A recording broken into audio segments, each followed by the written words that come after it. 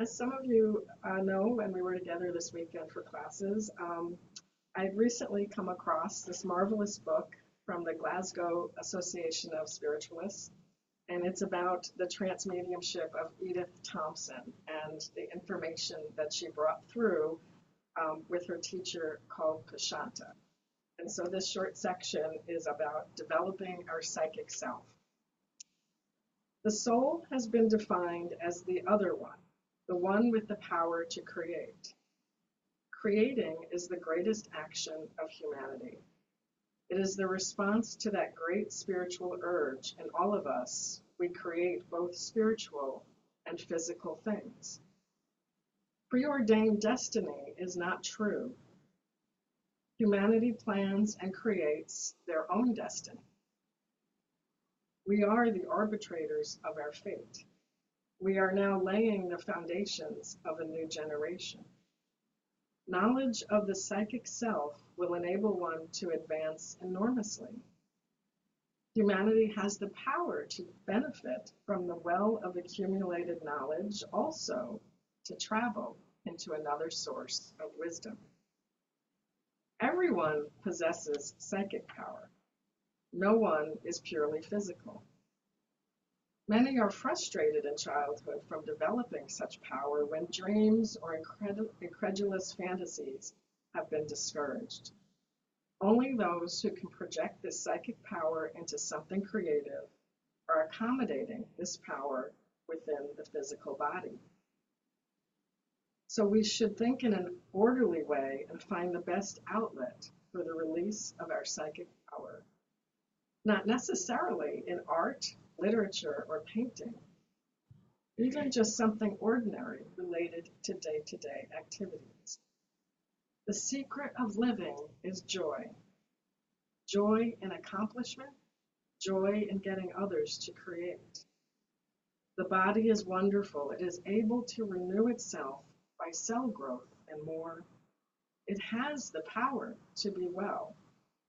Infuse joy into mundane things. Create, create, and create again. In the spirit world, everything must be created by yourself. You cannot possess other people's creations. Only through creative effort can you own things. Be aware of what is going on around you, my friends. Draw benefits and comforts from nature. Be able to discern the true forces of nature within you. See your relation to your brothers and sisters. Acquire knowledge.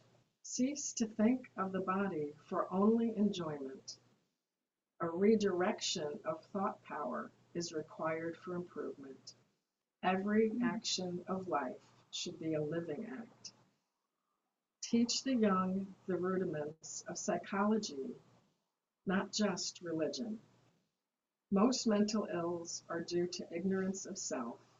Think about yourself and your imperfections. Allow your parts to blend, physical and spiritual. It starts with you. Your first duty is to yourself. Thank you.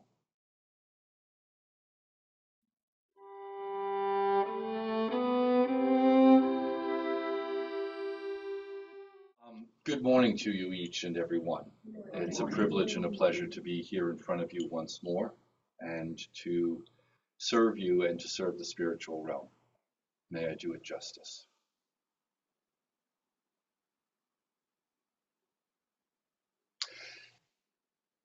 I have to be honest, last night was not one of my better nights for sleep, and that happens, doesn't it, for all of us. What we do with that time can either help to lull us back to sleep, or it can help us to keep a theme going in our life, whether we want to or not. But what was occurring while I was sitting on the chair and I borrowed Michelle's phone, I wanted to look up something that I was about to reference, not knowing what was going to occur with it.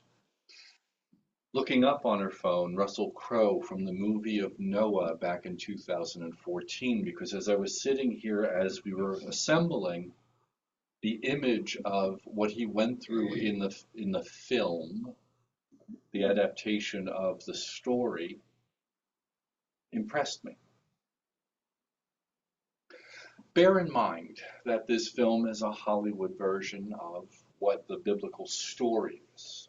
Bear that in mind. But what stuck out in this moment, this morning, was the way within which they showed Noah, Russell Crowe's character, in the film,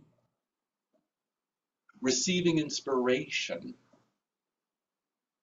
from God. It was utterly fascinating because if we think of the biblical story and the time, there's no technology. Light was not filling the earth in the way it is now. Humanity was not as large as it is now. Purpose was not the same as it is now. And yet, the inspiration that was received and the questioning and the doubt that was being displayed is what struck me this morning. Whether or not you were walking in the world with an awareness of an ability that we reference as mediumship or healing, whether or not you're walking out in the world with this moniker, name, ability, title, each and every one of us live in this world trying to discern our path, our life, our future, trying to live in this world, equalizing the pressures of the world around us. Whether we are consciously aware of the pressure in the world around us or not, we try to balance out the pressures of our personal life and the way we inhabit our being. And with that, with our faith in spirit, try to listen to the voice of guidance that's coming. And there are moments in each of our lives where we hear it. And I can hear the song, oh my God, Walking on Sunshine, right? Walking on sunshine. Woo. Be glad I'm not singing it entirely, but that song, hearing it, and being able to some days walk out in the world and have a spring in your step and think everything's great, and yes, oh God, Spirit's with me.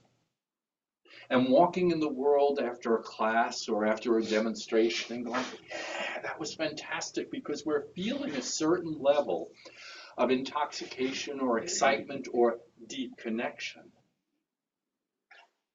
But what about the moments in our lives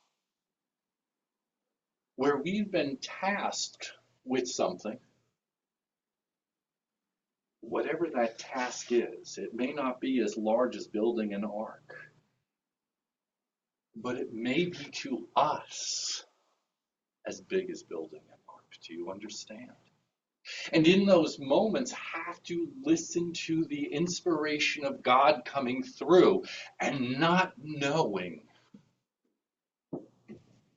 And all we can do is put one foot in front of the next and doubt and question and say, oh my. In the film, the actor Russell Crowe, portraying Noah, did a brilliant job, as did Hollywood, in the way they portrayed the voice of God coming through and instructing, taking it out of the biblical and bringing it to you and I. Spirits work with us, and our ability not to build an ark and move out in the world and make something big, but to make something big of ourselves, for ourselves, in service to spirit and to our life. I can't imagine that not one of us doesn't doubt. I cannot imagine that not one of us doesn't second guess. And yet, something within us, which I believe is the soul, moving through its evolutionary process as we are physically incarnate on this planet, keeps moving forward. And in some way, walking on sunshine, in some way, even though in our humanity, we're beating ourselves up. Oh, that didn't feel very good. It's very loud. Right. And I'm glad my heart is still beating because I have mediumship to do in a little while. You don't want me coming through from the other side. In those moments, second guessing and yet still stepping forward. Even when our heart and mind is filled with doubt and uncertainty, but knowing that all is truly well. For a very brief moment, I won't go into a full story, but there are many changes occurring personally in my own life. And what I'm noticing in the quiet moments is that I'm finding parts of myself that were covered up over the course of time. Using that expression for each of you, I'm asking you that as you're growing up in this world, as we're all growing up in this world, irrelevant of our age, as we're all evolving and our soul is moving its evolutionary process forward so that when we do make the transition from this world into the next world, that we're able to continue that development. But in the moments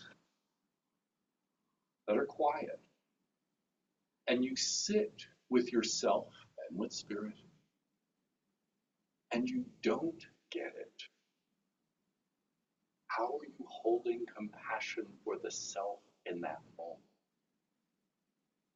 Respectfully said, Lord, ladies and gentlemen, I know I don't. I'm such an A personality. I'm such a person that needs everything in line and in order. So the last person I'm compassionate towards is the self. But in that questioning, such as Noah, and in that disbelief, resting in and trusting the guidance that has come.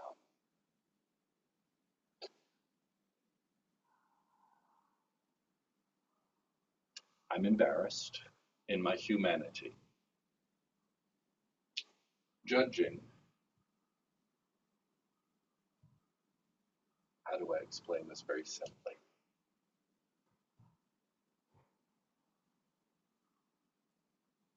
The best we can do, I think, is to be able to listen to the guidance that we're getting. Trust our soul knowing, even though we don't know, and still continue forward. Don't let the overwhelming aspect of living stop us from living. Don't allow the overwhelming pressures of the world that are going on around them to stop us from living. And don't internalize. Oh God, I can hear Sharon telling me later. Did you hear what you said? Forgive me for a personal moment, but don't let the internalized pressure stop us from the embarrassment. Let me speak to it just for a moment without being too personal.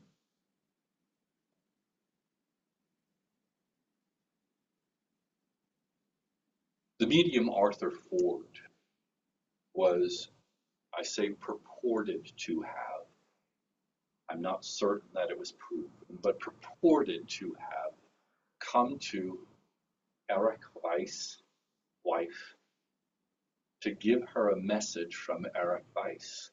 For those of you who don't know Eric Weiss is Harry Houdini's birth name. Harry Houdini made a pact with his wife, as well as had a pact with his mother, that upon passing from his mother, he would receive information, and from himself to his wife, if he had gone ahead of her, that he would convey information. Arthur Ford recently came through to state it is an insult to spirit to judge your work and the work of spirit. The embarrassment. Even now, as I'm standing here, I'm still questioning, am I serving well? That's my personal embarrassment. Ladies and gentlemen, I state for my sake as well as yours, all we can do is wake up, get dressed, and move forward in the day. But trust that our soul knows the way. Trust that the voice of God, Spirit, infinite intelligence, is speaking to us through our heart and through our spiritual awareness. And trust that no matter how intense something may be,